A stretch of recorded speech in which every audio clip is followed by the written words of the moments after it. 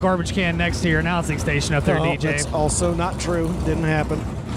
There's no documentation. We've not had any Oreo deliveries this weekend, have we? No, we have not had You Oreos. had some right off the bat. Well, when I you did. Yes, Pete Kitty gave us some firecracker Oreos. I didn't get any of those. So, and it's funny because Ruben Morales is here, and that's really how that all started back at the Wild West Shootout, James. Instead of saying tweet your seat, Ruben slipped up and said tweet your seat, and that's how the Oreo thing all got started. I may or may not have been smuggling a package of double-stuffed Oreos to the infield with me. Meanwhile, 18 pounds later, it continues to rage on. We just keep getting fatter off of that. Yes. All right, here we go. 12 laps. The first B feature for the Group A cars. Second one will follow. We'll take the top two out of each. Again, no provisionals tonight. And again, after our two features tonight, we will spin the wheel of misfortune. Our brand new wheel.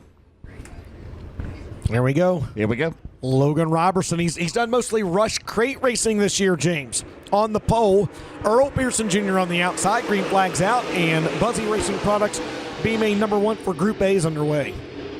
Logan out of turn number two as they head down the back straightaway. Earl Pearson Jr., the Jason Pappage, Lucas Oil 46 Longhorn. Third last Saturday night in the historic 100 at the West Virginia Motor Speedway. He'll lead him out of turn four. Earl Pearson Jr. is your leader. Parker Martin right now, James. In that second spot, here comes Logan Robertson. Here comes Max Blair. Here comes Shannon Babb.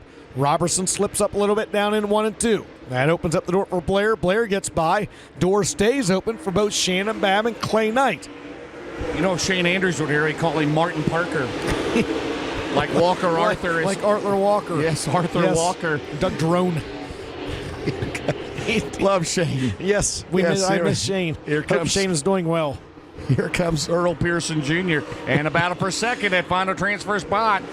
Max Blair, second in the World of Outlaws. Late model points. They go side by side into one. Fins up, baby. Fins up. Looking like Dapper Dan Marino. The caution flag is out.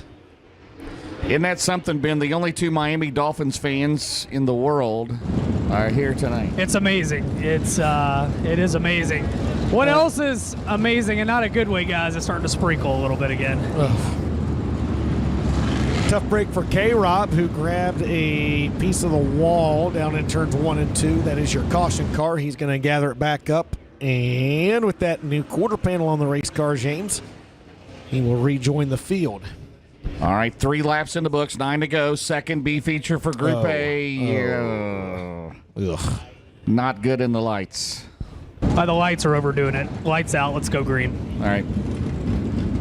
No, Manny Falcon driving up through the field. He may have a flat on the 995. Ben, there's a guy that has not done a ton of racing over the course of the last few years, and one of the reasons why he had been helping down at the Rev in Monroe, Louisiana. Yeah, he had, and then his family, they've got some family businesses. He's only raced this year. He went over to the Colossal at Charlotte. Didn't have much luck over there, had some mechanical issues, but they raced sparingly. But I'm going to tell you what, you never know when Manny, Dwight Falcon Jr., or his dad, Dwight Falcon, you never know where they're going to show up. Super good guys, and you always got to laugh at the hee-haw that they have on their race cars. It's always a fan favorite. They surprised us and showed up at the Gateway Dirt Nationals a few years ago, too. It did, and he came up short of making the show, but he put on a show.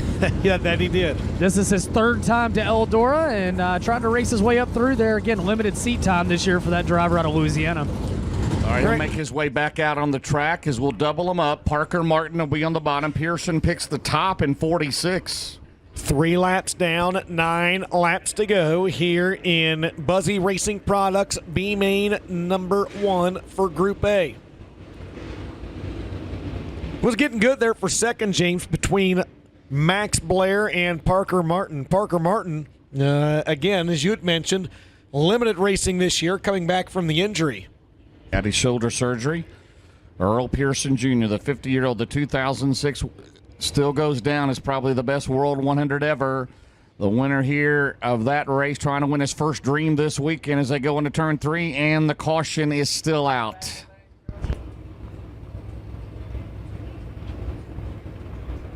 Guys, it's sprinkling, and of course I'm not out there in a race car. It seems like we could perhaps go back to green, but better to err on the side of safety. We have the infamous heat race number 5 a few years ago during the Dream weekend that I don't think any of us will ever forget as they headed off into 1 and 2. One raining in turn 4. but by gosh, it was raining down in turn 1 and 2. Sure was. Yes, it was.